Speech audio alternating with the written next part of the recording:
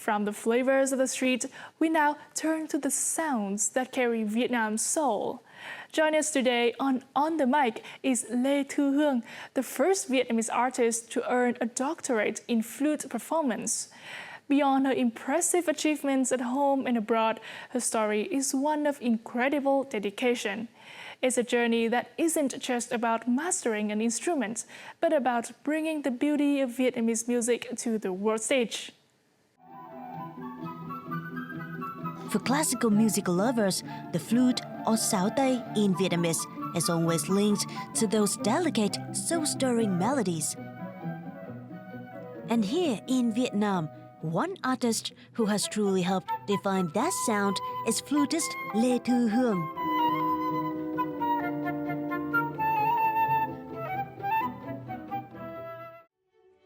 Her academic path is nothing short of impressive. From a bachelor's degree at the Royal Danish Academy of Music to a master's at the Vietnam National Academy of Music, she then went on to earn her Doctor of Musical Arts at the University of North Texas, making her the very first Vietnamese artist to hold a doctorate in flute performance. In 2019, after winning first prize at the American Prodigy competition, she performed at Carnegie Hall, one of the world's most iconic stages. This was soon followed by another first prize in chamber music at the 2023 Autumn Music Competition. Today, as a dedicated teacher, soloist, and chamber musician, Lê Thu Huong continues to collaborate with prestigious orchestras, steadily making her mark on major stages both at home and abroad. Hello, flutist Lê Thu Huong, and welcome to On the Mic on Vietnam Today. We are so delighted to have you here. Thank you so much for having me here. And hello, Vietnam Today's audience. You have had a remarkable journey with the flute. So what first drew you to this instrument? I was a young little girl at age, and my mom brought me a flute. A piccolo flute, actually. But the more I explore learning it, playing on it, performing with it, the more I realize that it is actually a true self of my own. It is a reflection of who I am. And I think, in a way, it's not me choosing the flute at first, but the flute actually chose to stay with me since then. So what is the hardest moment in the early days? You know, like when a child wanted to play with friends at free time, instead we have to stay home and discipline ourselves like for 2 hours square just to practice the flute, and something that you have to do over and over again. And you know, like you have to be really persistent. That is really something that I think we actually pretty proud of ourselves in that field. As the first Doctor of Musical Arts in flute performance in Vietnam, where not many Vietnamese artists chose this path, so what motivated you to pursue this DMA in the United States? I mean, of course, I'm very proud of having that. But what is more meaningful for me in this journey is I can prove not only to myself, but to the world that, okay, somewhere in the world map, Vietnam is a very small country and didn't have a strong tradition of, you know, like Western music in flute playing. But okay, there is a little girl who wants to, you know, mark the name Vietnam on that map. And during that journey, what is the most unforgettable moment for you? It was actually during the COVID-19 time where the ceremony of our degree happened in the US.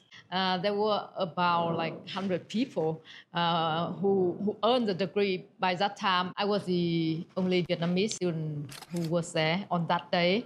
And the moment that I was crying when my name was on the screen, and suddenly I felt like, okay, it's not just a degree anymore, but I could prove that despite all the difficulties, the Vietnamese people could do anything to achieve their goals. And the most meaningful moment was by that time I decided that I was coming home to Vietnam.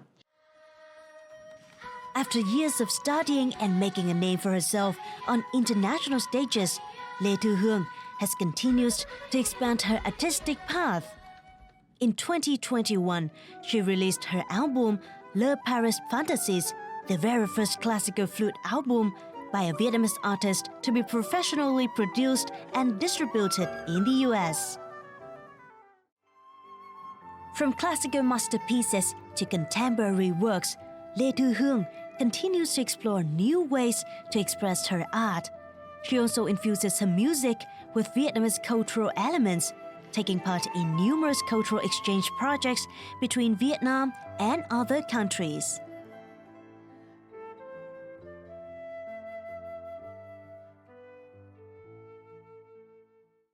While studying and performing abroad, whenever your international friends are curious about Vietnamese music, how do you introduce it to them? With the Vietnamese blood that in our body and in our mind, then I really confident whenever I play a Vietnamese piece.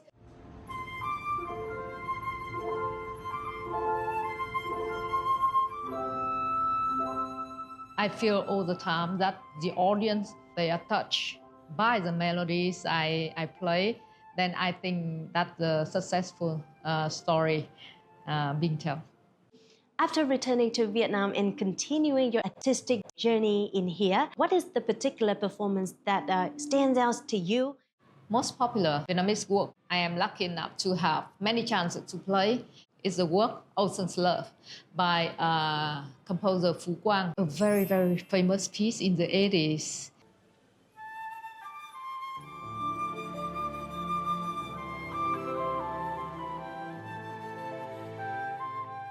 It appears on the radio every evening, and the people, the audience from the 60s, 70s, 80s are so attached to it.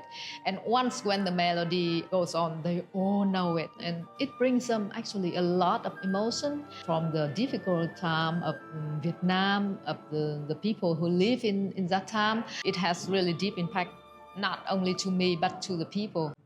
When you play traditional Vietnamese melodies on a Western instrument like the flute, what do you focus on to keep that Vietnamese soul? When I play the flute, it's like I'm talking to you right now. I'm telling a story, and there is no border or no obstacles or nothing difficult that I have to try hard in order to, to bring the piece out, but it's already there. When I play, I just play as a truly Vietnamese artist. I see you brought your best friend here, which is the flute. So could you share a short piece to introduce about Vietnam with our audience? Okay, I would love to. The melody that I'm going to play is Khát Vọng, also another famous piece for flute and symphony orchestra by composer Huong.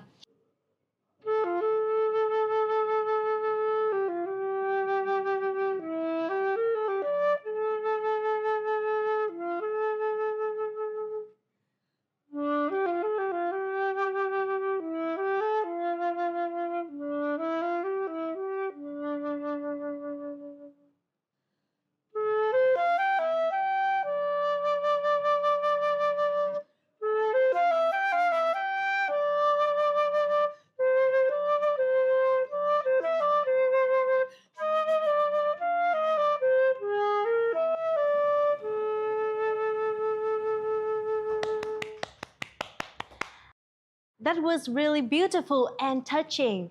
Thank you, flutist Lê Thu Huong, for sharing such inspiring musical journey with us. Thank you, and thanks Vietnam Today for letting me sharing my story with my flute journey.